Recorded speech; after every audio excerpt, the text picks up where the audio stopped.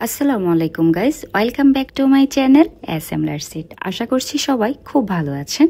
আজকে আমি আপনাদের সাথে শেয়ার করব পটেটো ফ্রাই রেসিপি। খুব সহজে ঘরে থাকা মশলা দিয়ে এই জিনিসটা করে ফেলতে পারবেন, আর খেতেও কিন্তু অসম্ভব মজার হয়ে থাকে।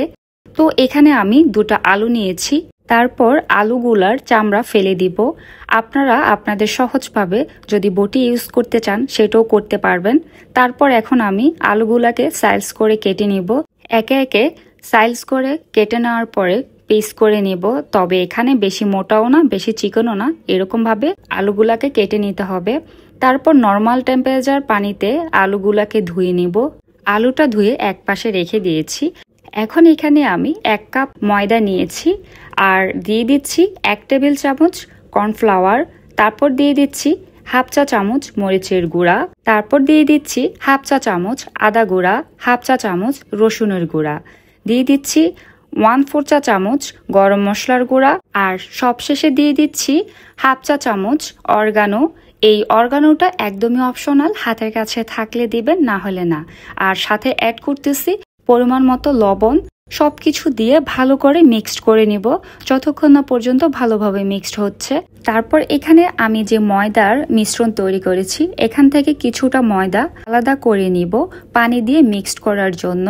তারপর এখানে অল্প অল্প পানি দিয়ে আমি পাতলা একটি মিশ্রণ তৈরি করে নিব। যতক্ষণ না পর্যন্ত ভালোভাবে মিশ্রণটা তৈরি হচ্ছে ততক্ষণ পর্যন্ত একটা হ্যান্ড মিক্সার দিয়ে ভালোভাবে মিক্সড করে নিব, যেন কোনো দলা না পাকে। তারপর একে একে করে আলুগুলা আমি মিশ্রণটার ভিতরে দিয়ে দিব। এই যে দেখতে পাচ্ছেন কিভাবে আমি দিচ্ছি।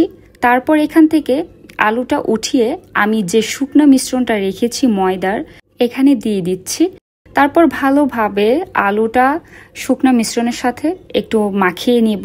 হাত দিয়ে ভালোভাবে চাপ দিয়ে নিব যেন শুকনো মিশ্রণটা আলুর সাথে ভালোভাবে মেখে যায়। তারপর প্রতিটা আলু ভালোভাবে একটু ঝেড়ে নিব। চাপ দেওয়ার কারণে কিন্তু অনেকটা মিশ্রণ একদম মাখা হয়ে গেছে। এভাবেই করে আমি সবগুলা আলু আগে মাখিয়ে নিব, তারপর এক সাইডে রেখে দিব।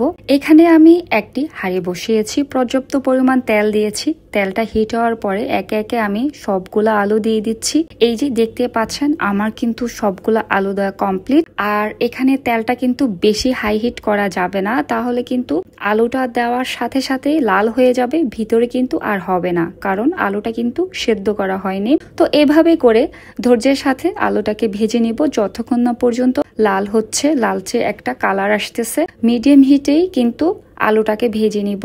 আলুটার কালারটা কিন্তু চেঞ্জ হয়ে গেছে। এই যে দেখেন কি সুন্দর তৈরি হয়ে গেছে পটেটো ফ্রাই।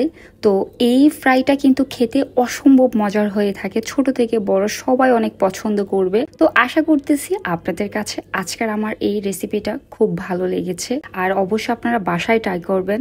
আমার চ্যানেলটি যদি সাবস্ক্রাইব না করে থাকেন, সাবস্ক্রাইব করে আমার সাথে থাকবেন। আজকে এই পর্যন্তই, সবাই ভালো থাকবেন। আল্লাহ হাফিজ।